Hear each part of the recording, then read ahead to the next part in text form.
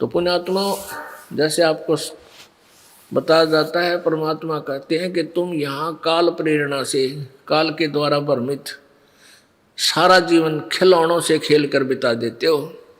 संतान नहीं, अब संतान मांगते हो, हे भगवान मेरा संतान हो जाए, हे भगवान मेरा संतान हो जाए। पुण्यात्माओं, आप परमात्मा, हमारा जो उद्देश्य है कबीर जी का, हमारे भगवान का, और इस दास को जो ड्यूटी दी है, हमारा मूल उद्देश्य है इस हॉस्पिटल में, ये सतलोक आश्रम में आपके जन्म मरण के रोग काटने का ट्रीटमेंट होता है।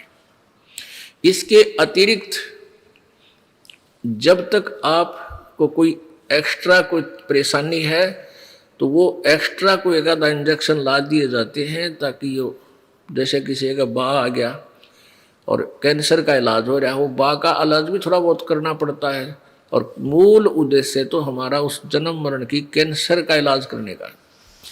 तो हम ये चाहते हैं कि आपने शरण ली है तो उद्देश्य ये रखो कि हमारा जन्म मृत्यु छूटे। मान लीजिए परमात्मा कहते हैं तुम एक बालक मांगते रहते हो, बच्चा ही मांगते हो जिसका संतान नहीं है, और आपको परमात्मा उचित समझेगा तो संतान देगा, और नहीं तो संतान आपको नहीं देगा। क्यों नहीं देगा? क्योंकि उनका उद्देश्य है आपका इस काल के जाल से पीछा छुटवाऊं। अब जैसे क्या कहते हैं, परमात्मा कहते हैं के मांगू कुछ ठरना रहाई, देखत नैन चला जग जाई।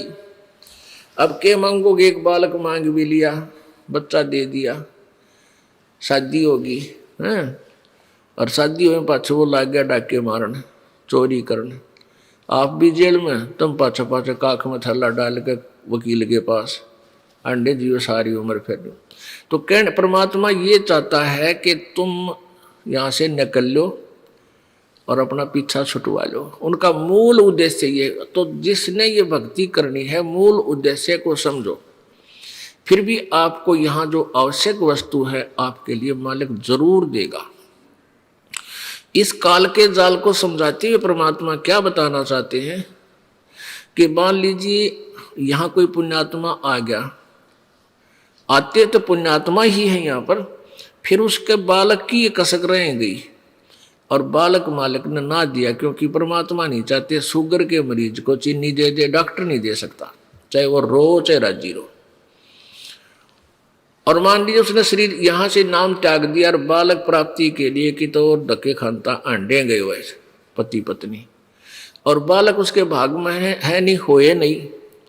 अंत समय में वो ज्ञानहीन प्राणी इसी कसक में मर जाती है, बेटी बहन मेरा संतान नहीं हुई, मेरा संतान नहीं हुई, मेरा संतान। फिर काल के करेगा, उसने जहाँ जो जिसकी जिसी मनोकामना लास्ट में होती है उसको उसी ही फुल कर देगा। फिर अगले जन्म में उसने कुतिया या सूरी बना देगा उस बेटी को, अन्यों का गले जा मिले 18-18 कट्ठे, या तेरी संतान क्या आज कर दूं तेरे वारे नारे।